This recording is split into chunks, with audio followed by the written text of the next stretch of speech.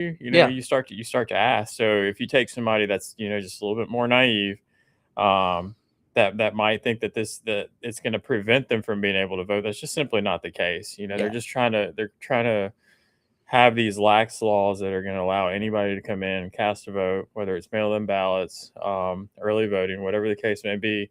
It's a way to open the doors, simply Yeah. like we were talking open primaries, closed primaries the other Mhm. day. The ones that don't want this stuff are the ones that know that there's loopholes, there's a way of Mhm. getting around things, Yeah. there's a way of getting these votes in.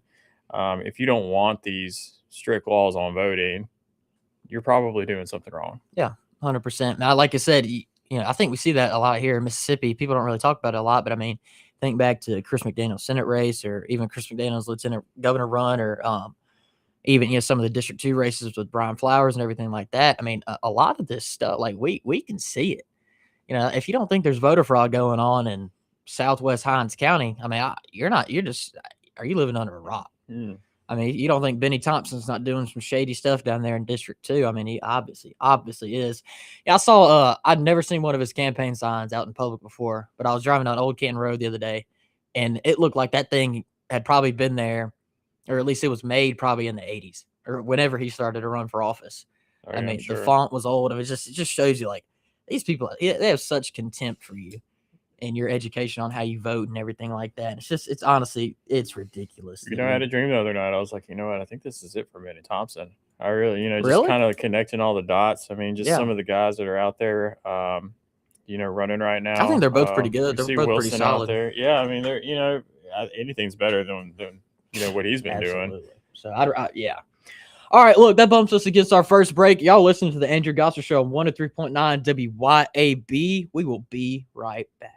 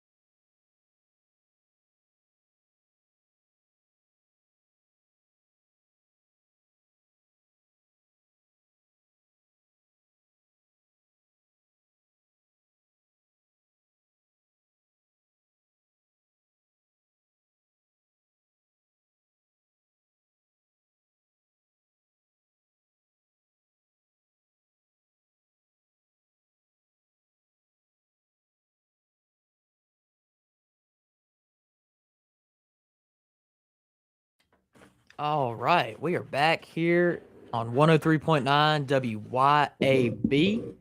Me and Chris Tapia here in studio getting y'all started off on this President's Day. Andrew's out today, but I didn't have to go to school, so I decided to come host the radio. We were talking last segment about the economy, and then also about the SAVE Act and everything. And I just harping on the thing is like it's the filibuster. It's like, if we know that they're going to get rid of it, why in the world would we not go ahead and do it so that we can get a lot of our stuff done? Because what it's turned into is where you now have, if we want to get anything done, you have to have 60 votes for it instead of just a simple majority. That was one of the things about the big beautiful bill, is that because it was a I forget the word for it, but because it was some spending thing, is that it was able to get passed with a simple majority. And that's why that one was different, and that's why it was so big. So, but the filibuster has made it where it's almost impossible to get anything done. And if we want to really change what has been going on, we don't have any choice but to get rid of the thing that's holding us back, right? At least that's how I look at it.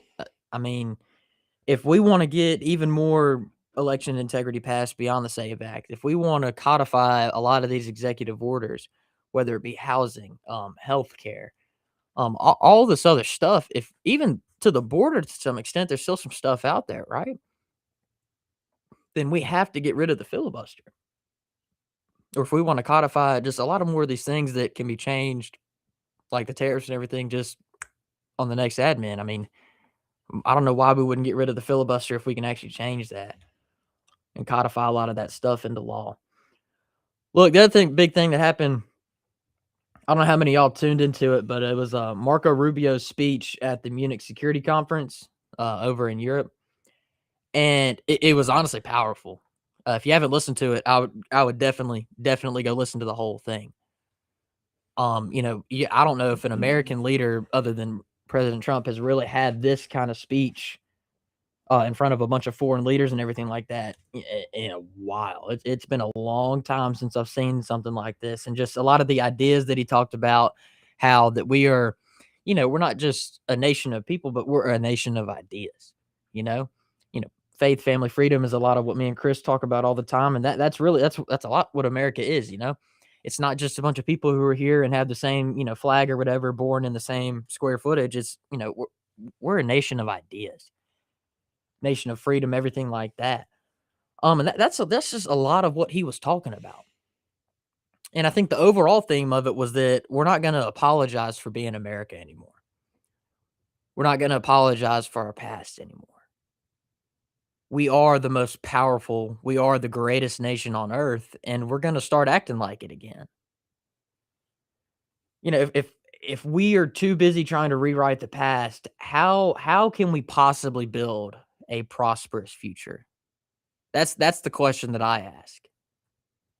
I think you can see that from America over the last 4 years, constantly trying to redo all this and that, and you saw that our global standing started to shift, whether it was the dollar, whether it was tensions with China and Taiwan, the war in Ukraine, Middle East, everything. You can even see it here in America individually, is that the more that we have focused on trying to rewrite the past, whether it's reparations or DEI, all this other stuff, everything else has started to dwindle. Chris, what do you think about that? It's like you said, man. Rubio has been great on foreign policy. I worked on his campaign back when he ran for president, and I knew back then, for the same reason that Trump has him in his cabinet now, is that he knows what he's talking about, and that we just can't continue to be America's global doormat, if you will. America's waking up, and what the administration now is trying to do is transform the United States role in the world and what they're doing. So his speech really said a lot about how we're recommitting ourselves to our country. We're not in this managed decline that a lot of other parts around the world are trying to claim the U.S. to be. And like you said, we're more than just a population. We are people that share values, that share the sense of freedom, and along with that, we have to have borders. We have to have secure Yeah. borders. With sovereignty first, we have to control this immigration problem. We have to protect our citizens, and kind of like you said, and he said, we're done being the world's babysitter. Yeah. We have to really wake up and understand that the United States isn't going to carry the dead weight of everybody else that they've been carrying for so long. We have too many issues here. I think everybody Hmm. can agree that whether it's homelessness, whether it's poverty, there's so whether it's veterans, there's so many things that we could be focusing on here and Yeah. problems that we can fix here. And they're trying to get to that point, but it goes back to where you have to start by even having those conversations. But like you said, if we're too busy rewriting the past and going over, what's happened, we're not going to be able to move into the future. And we Yeah. have to focus forward, and not have these endless historical grievances. But the transformation has to start now, Hmm. by redefining what the United States is Hmm. as a strong leader and not just an intervener in these wars and what's going on in other countries. Don't get me wrong, we're here because we're, like you said, we're the most powerful, but we have to make sure our borders are tight. Yep. We have to make sure that we're strong on trade. We have to make sure that we're not these, crazy people when it comes to this the whole climate cult. We have to be neutral on that kind of stuff. I think we're seeing a lot of that now. But I think our allies are relieved that we have somebody like Rubio, especially with his tone. He has a lot of JD Vance's fire when it comes to what the future looks like in the He administration. can communicate it a lot better than Trump can, because Yeah, well, Trump they just kind of both. goes in and tells them Yeah, and gives them the middle finger and says, "No, we're doing this." he surrounds himself with great people, and people like Vance and people like Rubio are able to adapt to their audience and kind of what they're saying and explain it in a way that makes sense because they know what they're talking about. Yeah. So, Can't say the same for the last administration. yeah, and then in Mississippi, where it matters here, it helps boost our trade, in favor of the America First policies as well. So I think it's a good thing. Exactly. And I mean, I think, there's a difference between being the world's babysitter and then us like getting reciprocated for doing that. And we haven't been.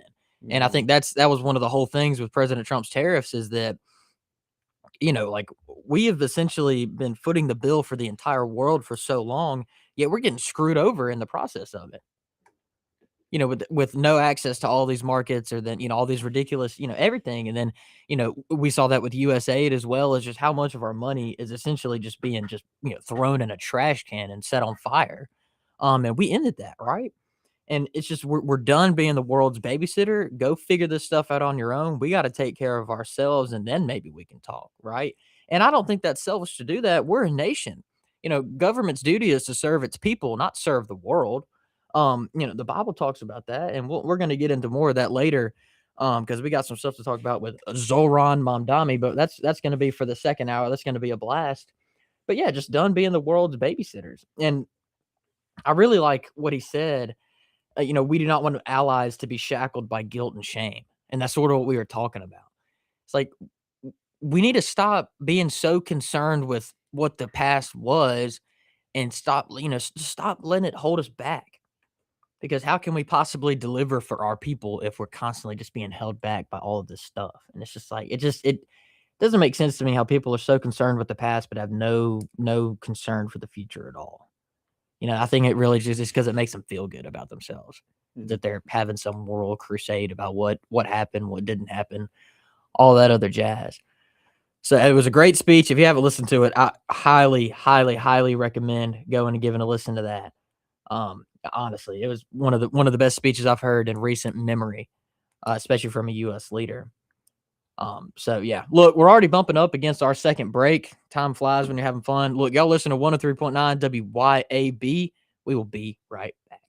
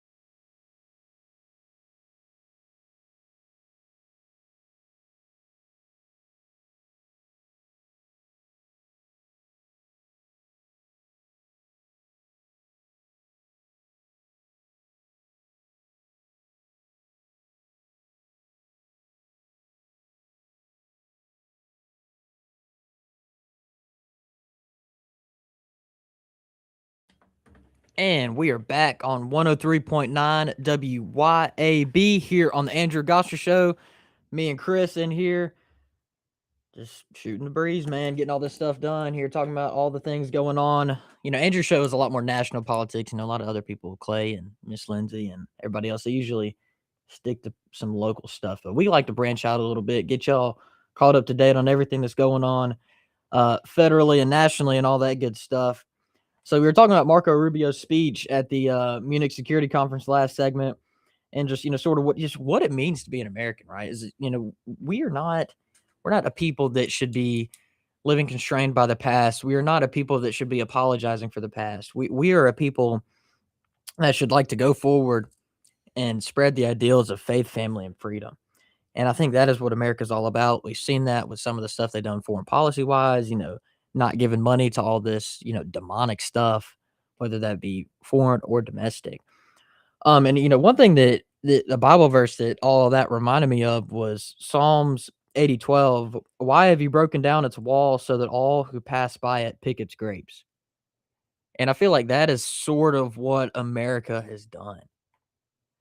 You've broken down all these barriers, whether it actually be opening our border or allowing our funding and our tax dollars to be wasted like it has been, so that everybody else can just pick our grapes.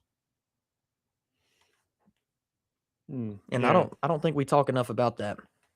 How America's been lectured so many times about how we've been mean, this and that, whatever, but no one talks about how we've been taken advantage of. Yeah. Yeah. No, you said it great, man. God set boundaries for nations. Um, but from one man, he made all nations, and he marked out, their appointed times in history and the boundaries of their lands. And we have to remember that building the future, like you said, over the past echoes and the grievances that we've had, um, and not taking the account the forgiveness of progress. We're forgetting what's behind, and not forgetting what's behind us, but also trying to strain toward what is ahead. So I pray for some alliances and what we're doing here to kind of move forward on these things, because I get it. We want to talk about your neighbor and the immigrant and things like that, but we have to remember that we were built on borders. We were built on protecting those borders, and like you said, they've been taken advantage of for a long time. Right. And it's not loving an immigrant to essentially welcome them in and take advantage of them so that you can count them in a census so that you get more votes in Congress. That's not loving at all. That's taking advantage of a person and disguising it as love, so you're lying to them. Even to an extent, like the more and more that we let illegal immigrants into this country, by the way, the Bible does not say you have to let in everybody into your country. It doesn't say that at all. And it is not hate to turn them away from your country if your country is full, or if they don't necessarily provide a benefit to your country. They can go do that to their own country. But also, it's like the more and more people that you let in, the more and more hard it is to attain the American dream. And I think that's an underlying thing that people don't talk about enough, right? Is that if they're supposedly coming here for the American dream, which I'm not certain that either like a quarter of them are, it just becomes far more, harder for them to get, whether it be housing, whether it be jobs, or inflation that it all causes, so anything. It just becomes harder and harder to attain that the more and more that you let them in. And the discourse surrounding immigration and all that stuff, it's just such like it's hard for me to not get frustrated having conversations with people about it, because they're either quoting a Bible that they don't read, that they don't even believe in, or they're just simply uneducated on how much illegal immigration has affected the country. I mean, whenever you talk about affordability and housing, like, how do you not correlate the two? If you have 30 million undocumented people here, how do you not correlate that to a lack of housing? Or the way that wages have gone down because you have a bunch of people who are not only willing to work for less, but who are willing to just send that money back home. Well, it's three things. They're going to need health care. They're going to need housing. They're going to need jobs, Mhm. where they're going to be on government assistance. Yep. And those are all, there's a way there for whether it's private entities or the government to take advantage of it. And a lot of these folks that come are hard workers that they know they can take advantage of. You Mhm. see the housing markets start to shift. You see the jobs going away. You see the inflation because, again, they're here, so they're not going to question it. They're not going to Yeah. fight it like the people that have been here dealing with this for ever Yeah. are going to question it. They're going to say, you know what, we're in a better place, so we're not going to question it. We're just going to Hmm. work. We can get a job. We can get government assistance. We can get health care. We can get free health care. Yeah. Meanwhile, we're all paying out of pocket for this stuff. Hmm. And ABC News put out this article that was trying to be a hit piece on the Trump admin and DHS and ICE and everything, and it was like the deportations have cost America $40 million so far. I'm like, what? 40 million? That's not even a tenth of tariff revenue that we bring in every single day. Like you're not going to convince a person that $40 million is somehow too much for like our security as a nation. And the regular types were falling for it, acting like it was some big deal. It's like, do you really like realize what that just said? Like $40 million? That is chump change. That's nothing for our federal government. Now, you can have a conversation about why is that the case, and that's a conversation for another day. But as it stands right now, that is nothing. Especially whenever you consider what it's doing.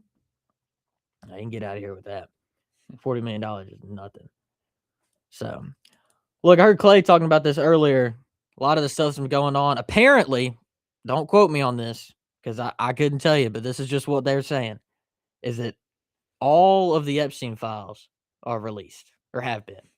All 6.5 million of them. I know that's sort of a weird segue, but it's just what we're going to talk about in that last little segment. We got like 5 minutes or whatever. But that's what they're saying is all 6.5 million of them have been released. I think they've handled it pretty poorly, but I don't think they're covering. I don't think they're covering anybody up, at least not like Trump or whatever. I mean, no one else. He was the one that called the cops on Epstein. He was the one that told them about Ghislaine Maxwell. He kicked him out of Mar-a-Lago. He never went to the island. Like, just having that conversation just make you lose brain cells. But I sort of want to talk about it a little bit because I think there's some merit to the conversation of that law that they passed. How stupid it was.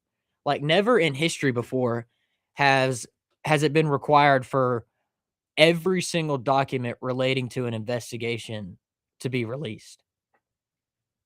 And the reason it's so stupid is because you get the discourse that we've had for the last like 3 weeks or whatever. Or really longer than that, but really the last 3 weeks, the more and more that we've gotten, is that it doesn't matter what the context is of a name getting brought up in there, is that people are gonna run crazy stories, this and that, whatever. They're gonna look at FBI tip lines from right before the 2020 election and treat it like the God's honest truth. Like that's the discourse that in the conversations that you're dealing with whenever something like that happens. And then like the DOJ released like a list Saturday night and it had Marilyn Monroe and Elvis Presley on it. And that those were names that were in the Epstein files, and they're in the Epstein files because a lot of the documents and the evidence that was collected was articles that people were sending back and forth. It's a bunch of rich Hollywood people. Of course, they're going to be talking about this stuff. Does that mean that Elvis Presley and Marilyn Monroe were in the Epstein files? No, it doesn't. And so that's why anytime you see that there's all these names mentioned, Trump was mentioned over 1 million times. These people talk about Trump 24/7. Jeffrey Epstein was trying to help Democrats get Trump in Trump's first term. Gets me fired up, Chris, because the discourse is just impossible. But look, we got one more break, and then we're going to get into the last segment of the first hour. Thank you all for listening. You're listening to 103.9 WYAB. We will be right back.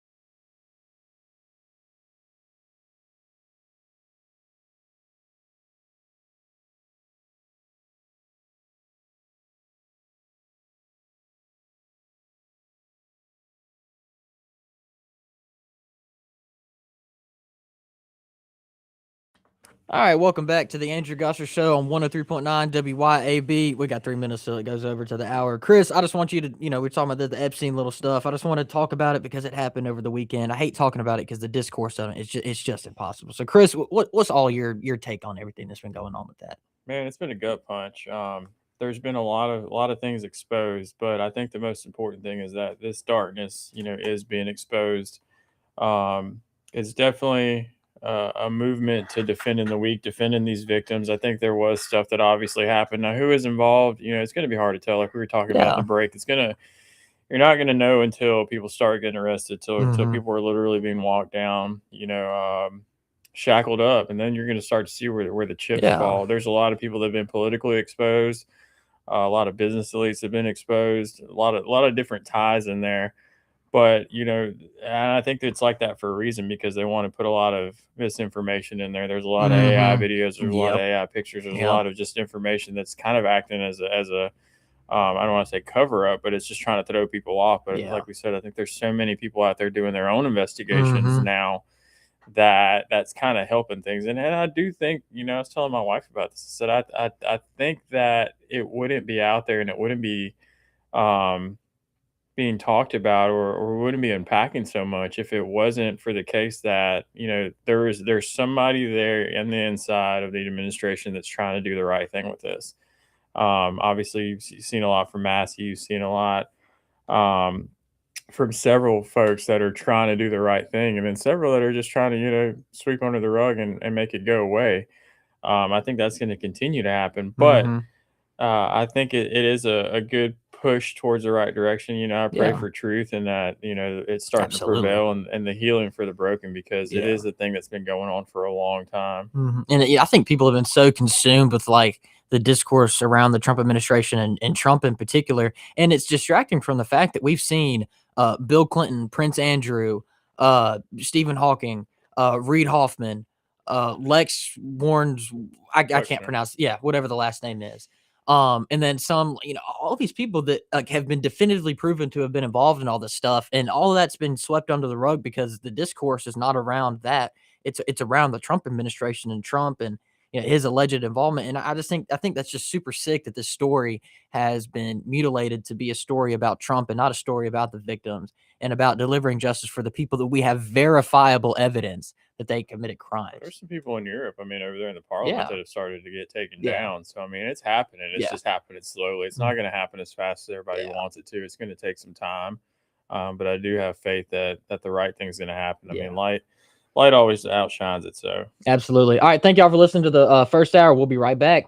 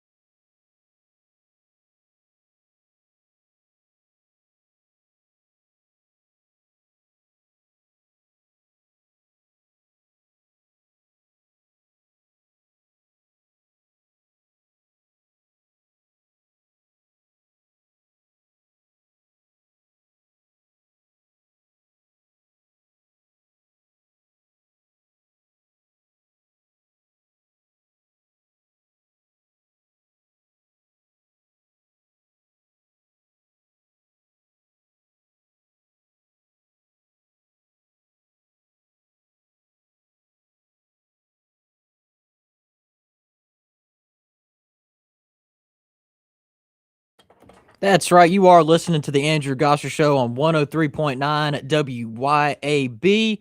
Getting started here in our second hour. Look, me and Chris, we've been holding the fort down for the last hour. Andrew's out today. He graciously let us come and, I guess, guest host, co host, whatever, stand in for him today. We thank him for that. He's doing good. He decided to take the day off. Can't blame him there. Look, we had our first hour, and today is obviously President's Day, so that's what we're going to sort of open up with here to start the second hour. Obviously, George Washington, Abraham Lincoln, but I think President's Day just signifies leaders who aren't afraid to take a stand. Presidents who led the nation in extremely difficult and turmoil and everything like that, and it's like I personally think that it's something that's lost on a lot of people today, is that we don't have a lot of leaders who have that mindset anymore. Of being or who even have the fortitude to lead a nation in a time like that, whether it's revolution, civil war, So I think that's the significance of it, and it speaks to sort of the theme of today. What does it mean to be an American? And we talked about this from the speech to immigration to all this stuff. Is like, what does it really mean to be an American? And we were talking about the ideals: faith, family, freedom. We are a nation that is sacred, a nation that should stare evil down and triumph. That is what we should strive to be. A nation that proclaims the values of Christ. A nation that is not scared to lead the world. A nation that is not ashamed of how strong and powerful that it is. Take some pride in that. Don't obviously overindulge in it, but take some pride in that. Take some pride that we have the ability to do the things that we do, to be the number one economy in the world, to be the number one military in the world. We are second to none. And I think we should stop acting like that. George Washington didn't, he acted like we were. He led an army of a bunch of farmers and defeated the number one military in the world at the time, whenever this nation was founded.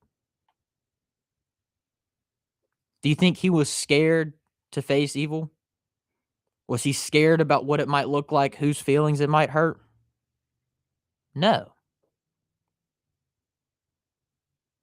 And we won the American Revolution because of that, along with a lot of other things, of course. But you get what I'm trying to say, is that we need leaders who aren't scared to fight the fight, who aren't scared when it might be difficult.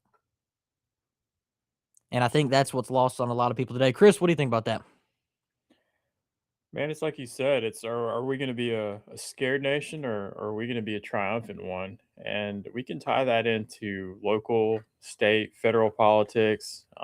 Like President's Day isn't just a holiday; it's a challenge. I think are we going to be courageous? Are we going to have fear? Are we going to have faith? And we can expand on that a little bit, like you said, Washington and Lincoln and the things that they faced, whether it's crossing the Delaware or ending slavery.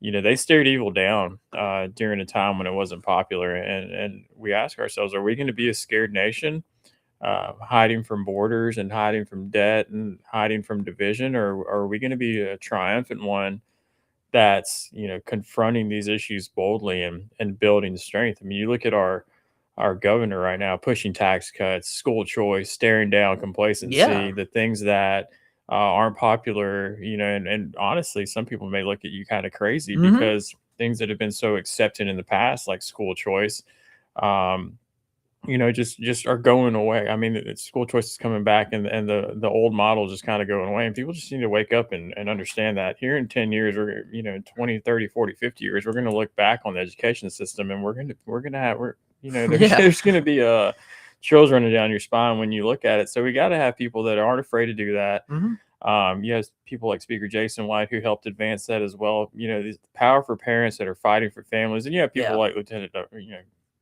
Delbert Hoseman, who blocks the choice and is all for this monopoly shield and a resistance to reform and just keeping things the same old way. I think Hmm. overall we're headed down that path of being more of a country of people that are going to stand up for the right thing, and Yeah. so that's I'm very thankful for And that. like you said, what is it going to look like, 30, 40 years down the road? We have a choice of where Mississippi in America is going to be at that point, or where the world is going to be, honestly, in our position as America, right? Where do we want to look back and see what decisions could we have made? Why do we do this? Why do we do that? What do we want the world to look like in 30, 40 years? And how can we make sure that it's going to look like that? It's going to look like that by taking a stand. If I want to see Mississippi, start rising the ranks in all of these national numbers here in the next 30, 40 years, I'm not going to continue the status quo that put us down at the bottom. We're going to go look for change that's going to actually empower families so they can make the best decision, whether it be education, financially, and all the other stuff. Make sure that they can make the best decision for themselves. Empower them to do that instead of holding them back in a system that's supposed to put kids into a cookie cutter model. Every kid is different, and you can't expect them to be molded into the same shape unless you're trying to dumb them down so that they just go work for the rest of their lives. If that's your goal, that's what we've seen, and it hasn't worked. And that's not how you create a thriving community or a thriving state or a thriving country. Yeah, you have to. I mean, you look back at the Rockefellers, a guy named Franklin Tate, and how all this stuff was set up. I mean, it's been a decline. The Yeah. Department of Education, the National Educators Association, it's just a monopoly. It's the teachers unions. I mean, it's a joke, and it's going down. It really is. Hmm. And I think that's what we've seen, right? Is that the state has seen a good increase in our education numbers over the last, I don't know, 3, 4 years or whatever I'd Hmm. say it is, and that is not because we have continued the status quo. It is because we have pushed for change in certain areas, Hmm. whether it be giving teachers somewhat of a pay raise, whether it be allowing teachers to teach, just as we have parents and we want to give them the choice. Let teachers, good teachers, let me put that caveat in there. Let good teachers do what they know how to do instead of trying to hold them back, whether it be Common Core or federal guidelines and all that other stuff. And we have a choice. Do we want to continue that, or do we want to claw that back and go back to what it was whenever we were last in education? That's the choice that we have as Mississippi, and that's the choice that we have as America. Do we want to go back to wherever all of our jobs are being outsourced to Mexico, to China, or manufacturing is being outsourced to China, Mexico, along with all of our jobs to Canada even? We have a choice. Do we want to keep living like that? Or do we want to put our foot down? We're America. We're not going to let that stand. And our people are going to stop being taken advantage of. And it's bigger than just American people being taken advantage of. If that labor is getting outsourced to China, those people are working practically for nothing. They're essentially slaves. So you're empowering by making it cheaper. You're empowering slavery in another country. You're taking jobs away from America, and you're not doing anything to benefit our country. In fact, you're making it weaker. You're making us more reliant on China, more reliant on Mexico, more reliant on Canada. You're making your country weaker, and you're allowing evil ideas to fester throughout the world. We have a choice. We can stop that. We can continue what we're starting to do now, and we can stop that. We don't have to stand for that. We don't have to go along with those games. Well, it's an unpopular opinion, but the education system now in America is doing the same thing. We're just Mhm. creating uh, you know people that are going to college to learn things that don't matter, to go out and find jobs that don't exist and spending money they don't have. You've heard Yeah. that before. It's creating worker bees. It's because it's going to get people in a place of dependency. It's going to put people in debt. They're not going to be able to find these jobs. They're going to buy homes that they can't afford. They're going to live Mhm. lifestyles that aren't real. And in result, they end up in that same bubble. I see it every day. People that are fighting these minimum wage battles, looking to get ahead, still wanting to go to college and still want to put themselves further in debt. I'm like, you got to Yeah. look internal first and Yeah. try to fix your issues here. Mhm. Otherwise, you're going to wind up in the same boat. Yeah, absolutely. That's just so true. And it's like we were saying with today's verse, like a city whose walls are broken, so is a person who lacks self-control. And it's like if you're gonna try to go you gotta fix your internal problems first. A city with walls is also a metaphor for your mind. Do you have the self-control? Do you have the maturity? Are you making the right decisions to empower yourself to have a better future? You can't just rely on other people to do that. That's going to make sure that you're essentially a slave for the rest of your life. Okay, so that's what we're dealing with here. We have a choice whether or not we want to continue this, this like fake sort of thing we got going on here, whether it be education, our jobs, our economy, whatever, or we can return it back to what it used to be, where it actually empowered Americans, where people were going to school for real jobs. And I think that's sort of what we've been starting to see, whether it's it's okay to go to trade school. It's okay to go to community college for a couple years, figure out what you really want to do, get your prereqs done, and then go to a 4-year. Get your associates, then go get your bachelor's. Figure out what you want to do. Figure out your calling so that you can actually do something productive. Stop living your life based on feelings. If you worship your feelings, you're going to be miserable for the rest of your life. Charlie Kirk said that a lot. And I think it's absolutely true. Is that you cannot live your life based on feelings. Yeah, and you're seeing an increase in kids nowadays too that are just depressed. A lot more suicides. A lot, I think it was saying something like 40% of kids Yeah. in the public education system are feeling a sense of hopelessness or depression. And it says a lot, man. You're tied up in a classroom for 8 hours a day. I can speak to it, man. I you mean, know, I do that just about every day. It's like it's horrible. And thankfully I'll be done with that come the end of April. But it's like, if I'm like that and I'm 17, whatever, what is it like for these elementary kids who get, maybe 30, 45 minutes or whatever recess a day? Like, you're not creating a productive society by keeping kids constrained. You let them outside, not only get their energy out, but it allows them to be a lot more creative. Like I said, stop trying to fit kids into a cookie cutter mold or whatever. It's not going to work. It's just not going to work. And you create a dumbed down society if you do that. And that's what we've seen. A lack of creativity. People are always on their phones, this and that, whatever. That's people what looking we've for seen. clicks, people looking for attention, Yeah. people looking for affirmation from other places. I mean, it's really sad. And the underlying theme in all that is a country that has moved away from God. Mm-hmm. I would say since the 70s, since the 80s, the country has slowly drifted from God and the church. And we have seen a lot of problems from shootings to mental health. All of that negative stuff has just gone up since then. And there's absolutely a correlation.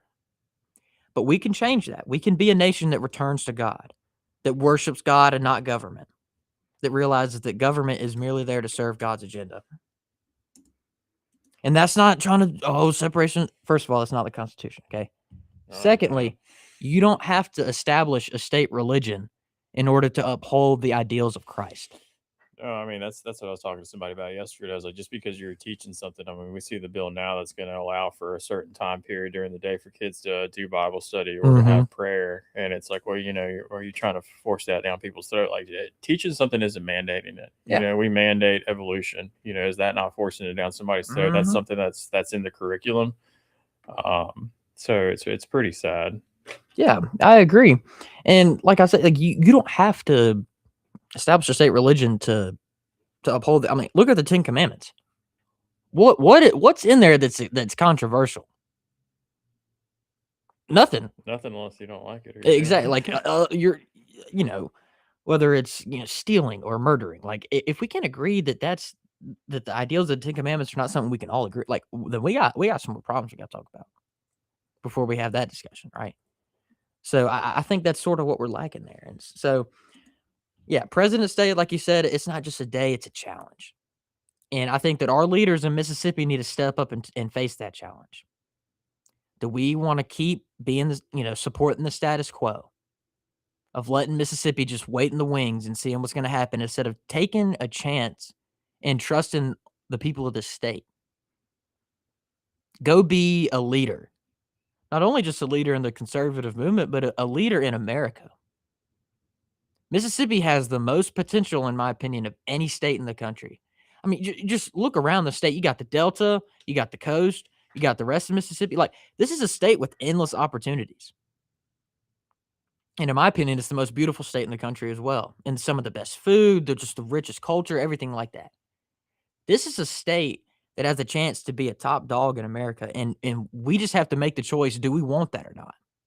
Yeah, we live in a super special place with great people, Hmm. great values, and like you said, you know, are we going to stand up? You know, and we have a lot ahead of us right now with school choice, the companies that are trying to come to Mississippi. So there's a lot of opportunity, a lot of positive things that are happening. Yeah, absolutely. And like I said, it's do they want to make that choice or not? And right now, I don't think our leaders do. I really don't. They're perfectly fine with being the status quo so that they can campaign on the same issues over and over again and not get anything done that really makes a difference. And we have seen what that mindset can do to Mississippi. It puts us, number one in worst poverty, number one in worst education, number one in the worst, obesity. That's not something where we should want to be. And if you don't want to change anything and that's the result you're getting, then you're absolutely part of the problem and you're enabling it. I think that can be said for a lot of leaders in this state, the ones who are trying to fight progress. And progress is not always a bad thing, and a progressive has a negative connotation to it because it's been taken over by the left. Progress in and of itself is not a bad thing. You know, a lot of And these guys are just holding on to power. That's all it mhm, is. They're just yeah, looking at their next election. yeah, But you know, that's why we're here. Is exactly. you know, we'll find people to run against them. We'll Mhm. pull out the stuff that they don't want anybody to know about. And I think that you bring up a really good point there. Is that they've sort of brainwashed the people of Mississippi into thinking that they're untouchable, and they're very the seats that they have are very attainable. If Hmm. we have the motivation, if we step up and stand together as a state, we can absolutely make a difference there. But they have made it seem that they can't be touched, but they absolutely can. And it just comes to what you want to do in 2027. That is Mississippi's year that we can really make a difference. Is 2027. They've brainwashed you into thinking that they can't be touched. They absolutely can, and I think people need to realize that. Is that if you're fed up with what's going on, go make a difference. That's not saying everybody needs to run for all everybody needs to knock doors, no. Go find what you're good at and go do it. Help out in any way that you can. Not everybody's gonna be good at the same thing, not everybody's gonna do the same thing, but go find what you're good at and go make a difference, and we can really start to make change in this state because whenever you put people in office who care about this state, who wanna make progress, who wanna see a change for the better, and who don't just wanna keep defending the status quo, you're gonna start to get real results for real people in this state, and that's something that we can all agree on. Look, we're bumping up to our first break. You're listening to 103.9 WYAB. We will be right back.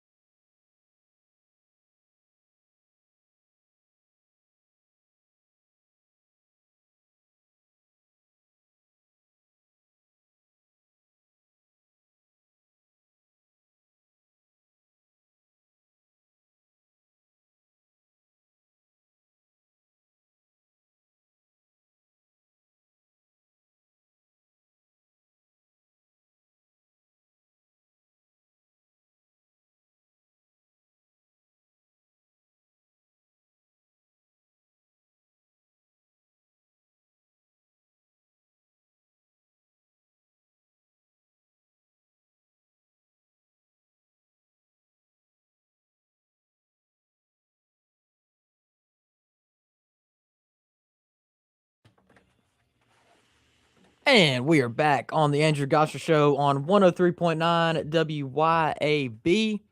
Thank y'all for tuning in today on this President's Day. Me and Chris are here in the studio. Look, we've been talking a lot about what it means to be an American and how we should act as Americans. And I want to get into something that I've been seeing. It's been a little bit over TikTok. So, I mean, some of our older audience members might probably not have seen it. But I know y'all remember the ice storm that came through a couple weeks ago that had everybody going to the store, getting their milk and bread and all that jazz, right? Well, New York City dealt with a lot of snow and all that stuff. The problem is that was like 2 weeks ago, 2.5 weeks ago. They're still dealing with it. And I don't know about y'all, but I think New York City is probably a lot more well equipped, or it should be a lot more well equipped to deal with winter storms than a place like Mississippi. Oxford's finally starting to, they had, the baseball series this week. Like, Oxford's back to being Oxford. They're back at school and all that stuff, right? Yeah, New York City still has snow on the street. So much for the warmth of collectivism, huh? I was just about to say that, right?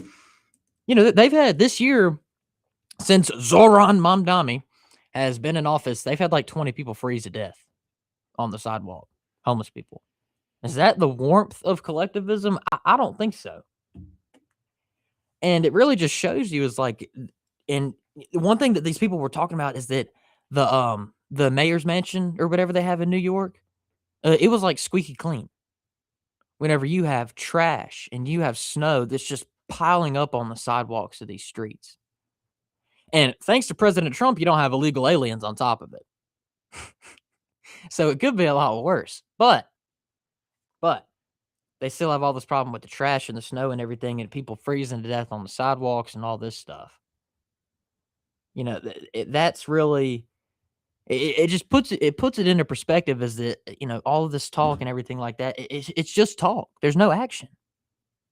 And unfortunately, New York City is feeling their own wrath that they voted for, right? And one thing that I remember him talking about was like the bus fare. He was going to make it free or whatever. And apparently there was some law that was already going to take effect regardless of who won the mayor's election, that it was going to be raised to $3 or whatever. He had nothing to do with that, but he campaigned on making it free, and he doesn't even acknowledge that this bill was implemented. He hasn't talked about it once, to my knowledge, that there was this bill in New York that raised it to $3. He hasn't mentioned it once because he has nothing to do with state law. He can't change anything about that. And to my knowledge, he hasn't done anything to stop it. He hasn't said anything to try to stop that. Not one word. And it's just a lot of talk and no action. And, he's super big on the photo ops and all this stuff and him riding the subway. It's like, this is ridiculous.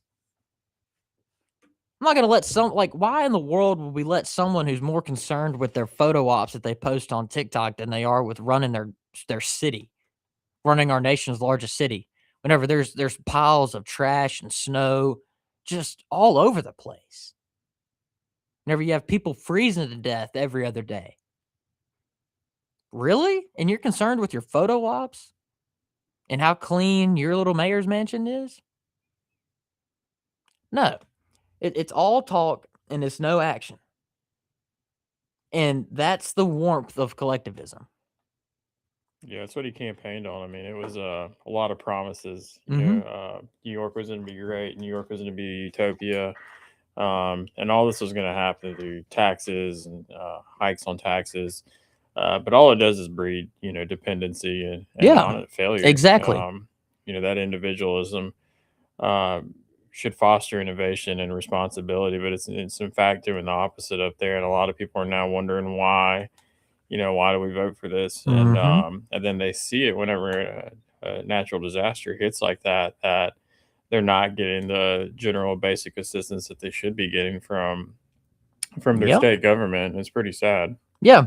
And I think that sort of speaks to what the Bible lays out in the roles of government and the roles of people, is that when it comes to charity, when it comes to helping out people, the Bible never really explicitly says that the government should be directly involved in that. It talks a lot about individual charity, because Mhm. whenever the government's job is to establish the law and enforce the law. Romans 4:15, because the law brings wrath, and where there is no law, there is no transgression, right? And so, what that's saying is like the government is there to enforce the laws and create the laws and establish God's will, but it is not their job to have all of this, all the citizens being dependent on the government. That's not at all what the Bible says that the role of government is. Yeah, and collectivism just kind of blurs the whole design of it. I mean, Yeah. it blurs the charity aspect of it. People aren't able to, give individually as they should, as opposed to, making people like they need to give out of coercion. Yeah. It's just not there. Absolutely. And that's what we've seen. And so whenever these people try to sell you this idea of, you know, that we just need to expand government programs, raise taxes on the rich and wealthy, it's all just a load of crap. And every single time in history that we have seen something like that implemented, it has failed and people died because of it.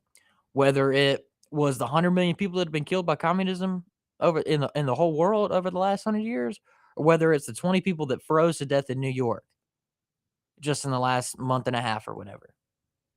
We have seen what the warmth of collectivism does to places. And I don't know about you, I don't know about y'all, but I don't want to see our largest city get run like that. And it's a shame that they're gonna have to deal with this for a while. And Lord knows if they're gonna make it out of it or not. We're gonna see how it continues. But that's really just the point that I wanted to drive home is that, you know, the government their role is not to just create all these massive spending programs that people can rely on. Not at all. And individual charity is far more effective than any of this government bloat and this bloat can be. And, the bigger you make stuff like that, the more it can be taken advantage of. And we have seen, I mean, in Minnesota alone, the 19 billion in fraud. How much fraud in there is there in California? How much fraud is there in New York? We've seen still tens of millions of dollars of fraud here in Mississippi. The more that you expand these programs, the more that they get taken advantage of, and the less it actually does what it's trying to do. This is not me saying that like all social safety nets are bad. I mean, Social Security has its benefits, Medicaid, they have their benefits. They absolutely can. But for us to say that that's what we should be striving for, that's just false. And that's not what the government's job is. It's like the education system, Yeah. corrupt. Exactly. The more and more that we have expanded government, the less effective it's become, and the worse off we have been as a nation. And so, sort of back to that rugged individualism is what they say a lot of the time, picking yourself up by your bootstraps, right? And I think we find that the more and more that we empower people instead of empowering government, the better off our nation becomes. And that's something like we've been talking about this whole time. That's what it means to be an American.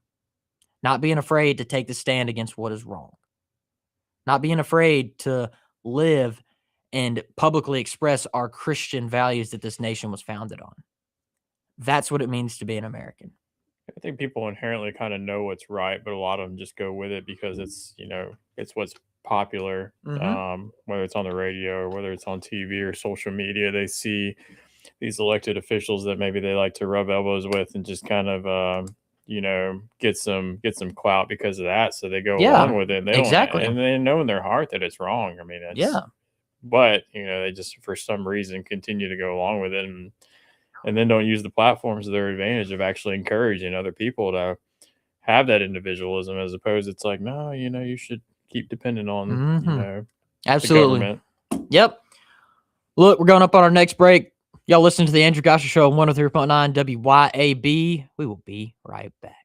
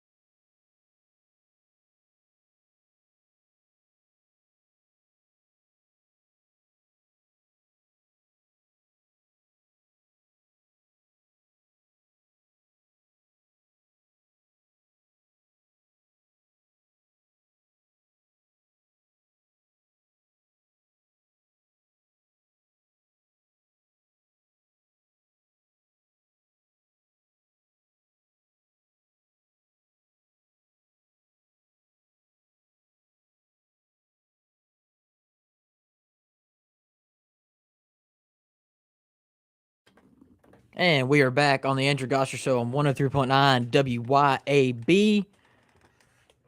Man, it's almost done. Almost done with the whole show. Time flies when you're having fun, I guess. That's what they say. Thank y'all for tuning in for the day. Look, we still got a little bit longer. This third segment here, the second hour, I just want to talk a little bit more about immigration and everything that's been going on. And this was a headline I saw from NBC News this morning, is that agreements that allow local police to work with ICE have skyrocketed. And, everybody's been seeing all the stuff that happened in Minnesota with Renee Good, with Alex Preddy, and all that crap, and all the riots and stuff that we've seen. But what a lot of people don't know is that around 3% of all ICE operations have happened in Minnesota. Compare that to around 25%, and I think around 15, maybe 10% that have happened in Texas and Florida, respectively. But we don't hear about any of this stuff going on in Texas and Florida. Why? Because local law enforcement and local government officials are cooperating. They're not fanning the flames. They're not calling ICE and Border Patrol and Homeland Security. They're not calling them the Gestapo. That's contrary to what we've seen in Minnesota, where it's been the exact opposite, where the government is fanning the flames. They are using this defamatory and dangerous rhetoric. And 2 people have gotten killed in Minnesota because of it. And so what I'm trying to say here is that the more and more that local law enforcement has cooperated, the more that we get done, the more people are deported, the more that our law, the rule of law, is upheld. And I think that you've probably seen a lot of these agreements since everything's been going on in Minnesota, because if you're a smart political leader, you don't want all that chaos going on in your city. You don't want all that, because it just it can hurt the economy of your city. It's dangerous for people, and it just brings a lot of unnecessary negative attention to what's going on. You're not telling people to go out there and confront Exactly. the police and Exactly. to protest and to, cause trouble. Yeah. Plain and simple. Exactly. And so the more and more that we see these cooperations, the more smooth everything is going to be. And I think a lot of people have been saying, it's like, oh, Trump's not a lot of the. Okay, so I just talked about the left's criticisms of it. Let's talk about the criticisms from the right. They're saying that Trump's not doing enough, that they're not deporting enough people, yada, yada, yada. I think that the fact that we have seen this many agreements with local law enforcement, the fact that it's at a record high, it's, I think, over 1,100 agencies. Yeah, that tells you that they are doing something. I know there's been over 2.2 million self-deportations. I think we're approaching 800,000, actual physical removals. So you're basically talking about 3 million deportations so far in 1 year. Like that's not numbers to scoff at. That's a lot of people, and they've been able to do it in a manner that's a lot more, I think, efficient with the CBP Home app, and cheaper than it would be to have to do it, physically, all of them, right? Like they're so inhumane that they'll literally pay you to take a flight home if you're illegal in this country. Like, and it's when you look at the numbers, it's actually cheaper to pay them to just go home than it is to like physically remove them from the country, right? So, the people that say that they're not doing anything about this, they're just lying to you, and they're trying to sell you some narrative that's just not there. So And nobody knows what kind of strain it's having better than our law enforcement. I mean, our men and women out there exactly are seeing it from a criminal standpoint, and from we're seeing it from an economic standpoint, like we talked about earlier. Yeah, whether it's housing, one thing they I can't remember if it was the Bureau of Labor Statistics or what, they put out a study in early January that was talking about how in a lot of these big cities that have seen a lot of ICE activity, rent prices drop significantly. And that should just sort of clue you in on how much illegal immigration had affected our country. And just, having all these deportations is it's helping the people out there, because you had a bunch of people who weren't supposed to be here who were there. And not only were they taking your jobs and lowering your wages, they were taking your housing, making it more expensive, making your groceries more expensive, everything. So, but the people that say that that they're not doing anything, they're just simply lying to you. And they're trying to push some narrative that's all that it's gonna do is make people disaffected, and it's gonna give Democrats control again. I think you see it from both sides. The ones that are, like you said earlier, I mean, it's the ones that say there's not enough going on. It's the ones that say it's not an issue. I mean, Mhm, yeah. both are wrong. Exactly. Absolutely. And, I don't know why our discourse is the way that it is, but I mean, that's just what we have to deal with. But our job is to tell you the truth. And the truth is that stuff is being done and we're starting to see real results because of it. And that is something that we need to be thankful for. That's something we need to continue. And I think that the Trump administration has gotten a great start. And I think that it's only going to get better from here. The more that they hone in on what they're doing, the more that you have local agencies cooperate. And I think we're going to start to see the better results of that. And I can't with the people who say it's just it's inhumane or whatever. I can't. Well, the only place you're seeing pushback is in these, quote unquote sanctuary Yep. cities, which are hopefully going to go away soon as well. Yeah. But everywhere else, I mean, 9 out of 10 are, wanting to work with the administration on doing something about this. So that should tell you that, our law enforcement, the ones that are, supposed to be out there protecting us, are willing to do something, or wanting to work to take care of Mhm. this issue. So Yep. I mean, that kind of tells you that, the ones that took an oath and are supposed to be doing the right thing are seeing it from a standpoint of, we have an issue. Y'all aren't seeing it all the time. There's human trafficking, there's Mhm. drug running, Yeah. kidnappings. I mean, stuff that's not just Yeah. all out there on the internet. The border is more than just people. Like, Mm, illegal immigration is a much, much, much bigger issue than that, and we've already talked about, like, the domestic effects of that, but you wanna talk about, like, the drugs, like you said, the human trafficking, like, all of this stuff is a result of an open border. The mhm. cartels made hundreds of billions of dollars off of human trafficking, and it's not just like, the sex trade, it's just getting people to the border. They can charge so much money just to get regular people, unaccompanied minors, whether it's families, whatever, they make so much money off of just getting those people to the border, not even let alone getting them across, right? So it became an industry, and whenever you close the border, you start to hurt that industry. That hurts the cartels. It limits drug flow. It limits human trafficking. Something that came out last week that no one's talking about. I don't know why. The Trump administration has found half of the kids that the Biden admin lost in the border crisis. The Trump administration has found 145,000 missing kids. I mean, that's something that should be cheered about over and over again. Like, that is huge. So to say that it's inhumane whenever they've done all that, to say that they're not doing enough when they've done all that is just not true. So we just wanted to give you all the truth on what's really been going on. Can't wait to see what the results of it are. Look, we got one last break. You're listening to the Andrew Gosher Show on 103.9 WYAB. We will be right back.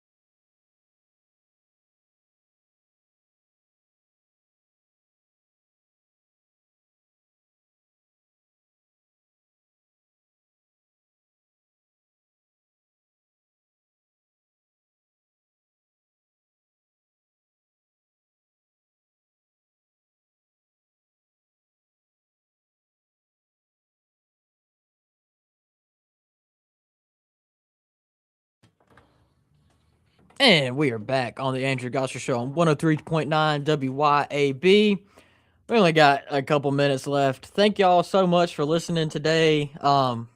Andrew allowed me and Chris to come in here and get in the studio today. So we're just extremely thankful to him for that. I've had a blast in here. I always love coming in here. He tries to get me on as much as he can. And, that's Andrew's thing, is like equipping the saints, and that he does such a good job of that. And, he's a fighter for the movement, and a fighter for, Christian values. And we're forever grateful to him for that. He's such a good role model, for what it means to live out your life for Christ. And we thank him every day for all that he does.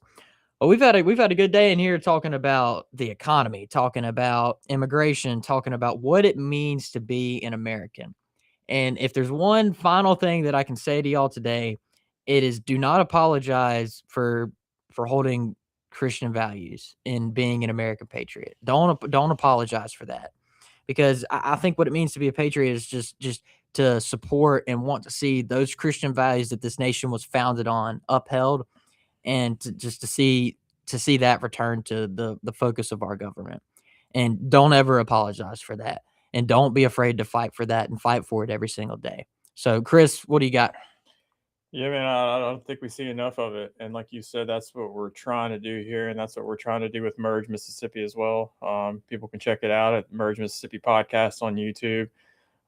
We're trying to encourage people, trying to encourage the next generation to stand up and, like you said, not be afraid to talk about the truth, not with any kind of spin involved, but just faith, family, freedom. It's all pretty simple. Yep. And no more of this woke nonsense. We're trying to build a network that honors God, like you said, that protects our values and defends our nation. But we have to start that right here in Mississippi. So check us out over there at Merge Mississippi, and hopefully we'll be on here a lot more in the future. And together, we can help build a stronger Mississippi. Yeah, absolutely. And that's the goal. And it's just, if we start working together to build a better state, a state that gets real stuff done, Mississippi can become a state that's made fun of throughout the country, into a state that the rest of the country's that's trying to follow and is trying to catch up to. And we can do that here in Mississippi. It's just like we were saying earlier, we just have to make that choice, and we have to elect the right people that are willing to make those hard choices and are willing to fight the good fight. And I don't think we have enough of that going on right now. But like we were talking about, and I say it every single day, just about, is that we can absolutely do it. It's just about if people want to step up or not. And if you don't want to step up for your state and for your country, I don't know what you're doing. And just find what God has called you to do. Whether that, that's all sorts of stuff. But whenever you find that real purpose in your life, we can get a lot more done as a nation, instead of being focused on a lot of material things, a lot of, your feelings. Just find what God has called you to do, and it's going to be all right. So thank y'all so much for listening today. I think we got about a minute left. I don't have the computer that Andrew does where he can fade the music in and out. I gotta get upgraded, y'all. I need to go get an adapter or something for my iPad and everything. So I'm not as tech savvy with all that stuff. But yeah, thank y'all for listening in. I hope to be back. I don't even know when my next day off of school is. I think it's spring break, to be honest with you. So hopefully I'll be on around there and everything. I get my wisdom teeth out over spring break, Chris. That's going to be a blast. So, yep. That's the joys of growing up, I guess. Got to do all that stuff. So, yeah, thank y'all for listening in. Andrew will be back tomorrow, I believe. I'm not sure what he's talking about tomorrow. He didn't tell me. But it's going to be a great show nonetheless. I heard his little fancy theme song that he has that's trying to get people to advertise with him, the hottest show in Mississippi. And from what he's told me, it seems to be. So thank y'all for listening. Y'all have a good one. God bless.